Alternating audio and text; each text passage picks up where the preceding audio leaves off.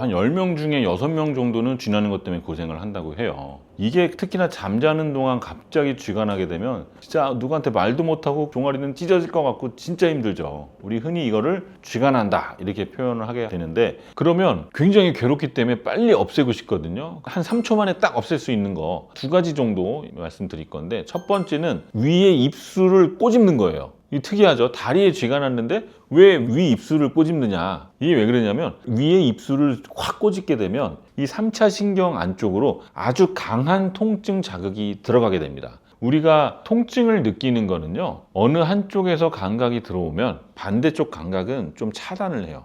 그러면 이 종아리에서 이 통증 감각이 뇌로 확 올라올 때 중간에 인터셉트를 해서 문을 딱 닫아버리는 거죠. 입술을 꽉 꼬집으면서 이 3차 신경을 강하게 자극해주면 이쪽 자극이 더 빨리 뇌로 들어가기 때문에 입술 아픈 거를 먼저 느끼고 얘는 잘 안 느끼기 시작해요. 그러면서 근육이 쫙 풀리는 경우가 있어요. 그래서 윗입술을 갑자기 강한 자극으로 꽉 꼬집어 보세요. 그러면 순식간에 근육이 이완되면서 쥐나는 게 멈출 수가 있습니다. 그 다음에 두 번째로는 가장 전통적인 방법인데, 쥐가 날 때 보통 비복근 안쪽 근육이 수축을 하면서 쥐가 나거든요. 그러면 이 근육이 이렇게 수축을 하잖아요. 이거를 빨리 푸는 방법은 근육을 잡고 늘려주는 거예요. 이걸 늘리는 방법, 이게 잡고 늘릴 수는 없겠죠. 그러면 엄지발가락을 잡고 반대쪽으로 쭉 당겨주면 이 근육이 수축하는 걸 막아주고 쫙 펴줍니다. 이 상태로 3초에서 5초 정도 가만히 버티고 있으면 종아리 근육이 쭉 풀어지는 걸 느낄 수 있어요. 이때 만약에 다시 이렇게 한다? 그럼 또 쥐가 나요. 그러니까 이 상태를 계속 유지를 하고 있어야 돼요. 엄지발가락을 쫙 당겨주고 계속 기다려주고 어느 정도 안정이 됐다 싶으면 이렇게 내려놓으면 돼요. 그래서 윗입술을 갑자기 확 꼬집는 방법하고 엄지발가락을 당기는 이 2가지 방법을 쓴다면 순식간에 뭉쳐있는 근육을 쭉 풀어줄 수가 있습니다. 그 다음에 이제 근육 마사지를 해주는 게 있는데, 쥐가 났을 때 근육을 이완시켜야 다시 재발하는 걸 막을 수가 있잖아요. 그래서 내가 혼자서 할 수 있는 다리 경련 자가 마사지법이 한 3가지 정도 있어요. 먼저 이렇게 되면 안 된다 그랬죠. 수축을 할 때 이렇게 수축을 해서 종아리 쥐가 난 거기 때문에 최대한 발목을 제끼고 엄지발가락도 뒤로 제껴 이렇게 스트레칭을 해주셔야 됩니다. 이렇게 비복근과 가자미근이 늘어나는 방향으로 해서 계속 버티세요. 이렇게 하는 게 하나의 스트레칭과 마사지 방법이고요. 두 번째 방법은 근육이 늘어나야 된다 그랬잖아요. 늘리는 거는 어떻게 하느냐. 양쪽 손날로요, 이런 식으로 가운데에서 멀어지는 방향으로 이렇게 두들겨주면 근육이 이완이 됩니다. 이렇게 10번 정도 근육을 이완시켜 주고요. 세 번째로는 비복근이 갈라지는 이 가운데 부위, 여기 누르면 약간 통증이 오거든요. 이 부위를 지그시 15초 정도 눌러주는 거예요. 여기가 이 비복근 종아리 근육의 근막이 모이는 부위이기 때문에 이 부분을 자극을 해주면 전체적으로 종아리가 부드러워지는 걸 느낄 수 있습니다. 이렇게 3가지 방법의 마사지를 해주신다면 일단 쥐가 나더라도 그날 밤 주무시는데 큰 문제가 없을 거예요. 자, 이런 마사지 방법 외에도 다리 쥐를 없애는 방법, 첫 번째로는 규칙적인 종아리 스트레칭입니다. 아침에 일어났을 때 그리고 자기 전에 한 2번 정도만 해주셔도 되고요. 하는 방법은 벽에다가 손을 짚고요, 한쪽 다리를 뒤쪽으로 쭉 뻗어서 종아리 근육을 늘려주는 거예요.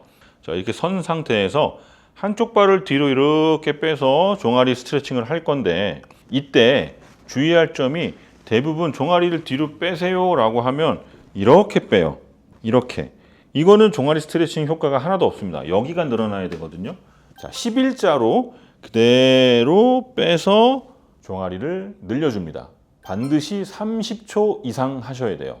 30초 이하로 하게 되면 오히려 반동으로 근육이 더 많이 수축하는 역효과가 날 수도 있어요. 그래서 한번 자세를 잡았으면 30초를 하는데, 마음속에서 숫자를 30까지 세면 30초가 될 것 같죠? 절대로 안 됩니다. 이게 아프기 때문에 나도 모르게 숫자를 빨리 세요. 그러니까 이렇게 시계로 30초를 셀 거 아니면 40초까지 세야 돼요. 그래야 내가 30초 할 수 있는 겁니다. 자, 이렇게 30초 동안 다 하셨으면 반대쪽도 그대로 11자 모양 그대로 빼서 마찬가지로 30초를 유지를 시켜주는 거예요. 이때도 통증 때문에 마음속으로 숫자를 셌을 때 1초부터 30초까지 셌으면 그거는 30초가 아닙니다. 실제로 40초는 해야 30초가 나옵니다. 방금 알려드린 이 스트레칭 아침에 한 번, 잠자기 전에 한 번, 하루에 2번만 해주신다면 잠자다가 쥐가 나서 잠에서 깨는 일은 막을 수 있어요. 두 번째로는 우리 수분 보충, 수분과 전해질 보충이 되게 중요해요. 우리 몸속의 균형을 맞추는 거죠. 특히 칼슘,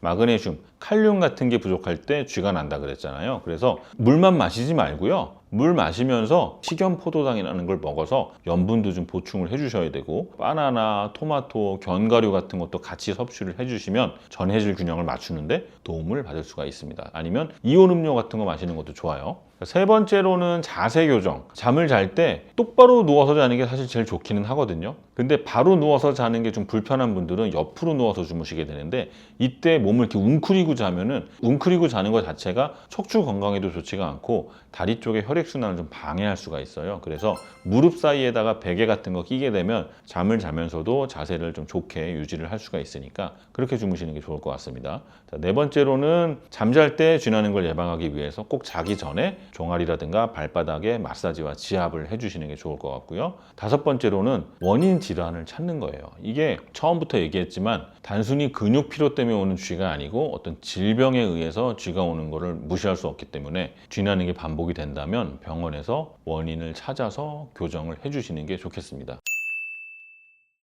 보통은 이게 굉장히 많이 움직인 날, 피곤한 날 잘 생기기 때문에 병이라고 생각 안 하고 피곤해서 생겨 이렇게만 생각한단 말이에요. 근데 중년 이후에는 단순히 피곤해서 생기는 쥐가 아니라 심부정맥, 아주 깊이 있는 정맥에 혈전이 생겼을 때 쥐가 나는 경우가 있어요. 이게 우리 장기간 비행기 타잖아요. 8시간, 9시간 비행기를 타고 비행을 하면 가만히 앉아서 10시간, 8시간 이렇게 있단 말이에요. 그러면 다리 쪽에 피가 쏠리면서 혈관에 피떡이 앉아요. 이 피떡이 혈관을 콱 막으면서 갑자기 다리 근육에 에너지 공급이 안 되고 혈액순환이 막히니까 순식간에 쥐가 나고 피부색이 변하고 통증이 생기는 경우가 있습니다. 그러면 여기까지는 그냥 버틸 수가 있는데, 이 혈전이 갑자기 위로 타고 올라가면서 폐로 올라가면 폐 혈관을 막으면서 흉통이 생기고 실신이 되고, 심각하면 심근경색이 오면서 돌아가실 수가 있어요. 그래서 굉장히 심각한 질병이고요. 이거 말고도 이제 제일 흔한 게 협착이죠. 척추관 협착증에 의해서 신경이 압박을 받으니까 이 신경이 근육을 막 흥분시켜서 쥐나게 하는 경우가 있고요. 하지 정맥류가 있어도 다리 쪽에 혈액순환이 안 되니까 쥐가 쉽게 나는데, 특히나 잠잘 때 쥐가 나는 경우에는 하지 정맥인 경우가 많으니까 검사를 받아보시는 걸 추천드립니다. 그리고 지속적으로 다리에 쥐가 나는 경우 원인을 몇 가지 더 설명드리면, 전해질이 깨져 있을 때, 전해질이라는 게 뭐냐면 뭐 칼슘이라든가 마그네슘, 칼륨 같은 것들이에요. 우리 근육이 정상적으로 수축하고 이완이 되려면 꼭 필요한 물질들이거든요.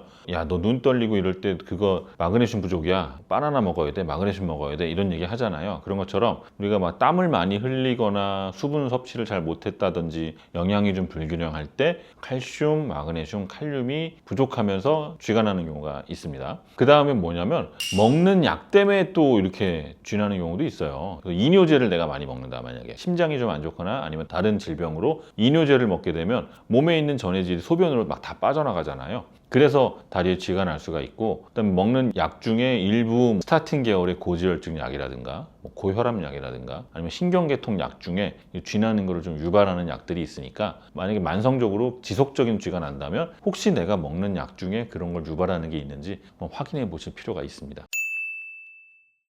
그리고 쥐가 날 때 섭취하면 좋은 음식이 있습니다. 바로 감자인데요. 감자는 천연 전해질 저장소라고 생각하시면 돼요. 그러니까 단순히 탄수화물 아니야? 감자? 구황작물 이렇게 생각하시는데, 그게 아니라 그 안에 탄수화물뿐만이 아니고 칼륨, 마그네슘, 비타민 B6 같은 게 되게 많이 들어있어서 근육 수축 이완을 조절해주는 역할을 하거든요. 그리고 신경 전달 안정화에도 큰 도움을 주고요. 감자 먹을 때 뭐 삶아서 먹어도 되고 쪄서 먹어도 되고요. 튀겨서 먹게 되면 소금을 막 치기 때문에 나트륨 가다가 올 수 있어서 오히려 쥐를 좀 더 나게 할 수 있으니까 튀기진 말고 삶거나 쪄서 먹는 게 좋을 것 같습니다. 바나나도 되게 좋아요. 바나나가 칼륨이 진짜 많아요. 그래서 하루에 1개 정도 간식으로 드시면 좋을 것 같고, 대신에 당뇨가 있는 분들은 혈당을 좀 올릴 수 있으니까 그것만 좀 주의해 주시면 될 것 같습니다. 견과류도 되게 좋아요.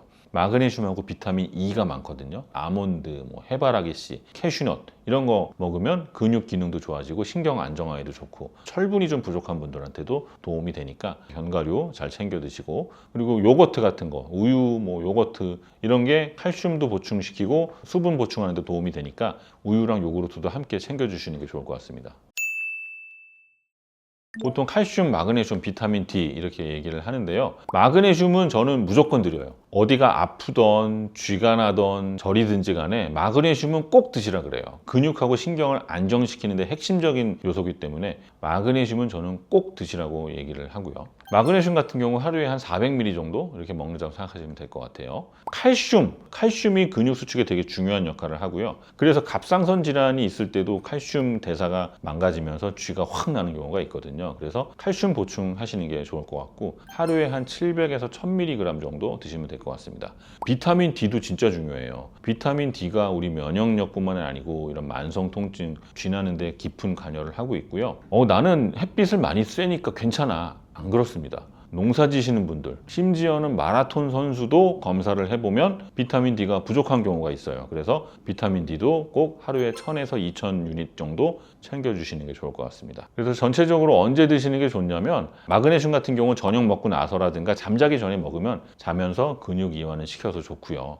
칼슘 같은 경우에는 식사 도중에 섭취하시는 게 좋고, 비타민 D는 지방을 먹을 때 함께 먹어야 흡수가 더 잘 될 것 같아요. 그래서 마그네슘은 잠자기 전, 칼슘은 밥을 먹으면서, 비타민 D는 지방으로 된 음식을 먹을 때 함께 드시면 좋을 것 같습니다. 마무리로, 이게 나이가 들면서 손발이 차고 다리가 저리고 시리고 뭐 이런 분들한테 제가 추천해드리고 싶은 습관이 딱 한 가지가 있어요. 그 한 가지가 뭐냐면 종아리 근육을 단련시켜라예요. 매일 10분을 투자해서 종아리 근육을 단련시켜라. 제일 손쉽고 얻어가는 게 많은 게 종아리 운동이에요. 그래서 까치발 들기 있잖아요. 얼마나 쉬워요. 그냥 앉은 자세에서도 할 수 있는 게 까치발 운동이고요. 선 자세에서도 아무 기구 없이 할 수 있는 게 까치발 운동입니다. 그러니까 하루에 딱 10분 투자해서 우리 제2의 심장이라고 불리는 종아리를 단련시키면 정말 쥐나는 거를 예방하는 것뿐만이 아니고 다리 쪽 붓기라든가 저리고 시림을 예방할 수 있는 아주 좋은 운동이니까 꼭 하루에 10분만 투자해서 종아리 운동 하세요.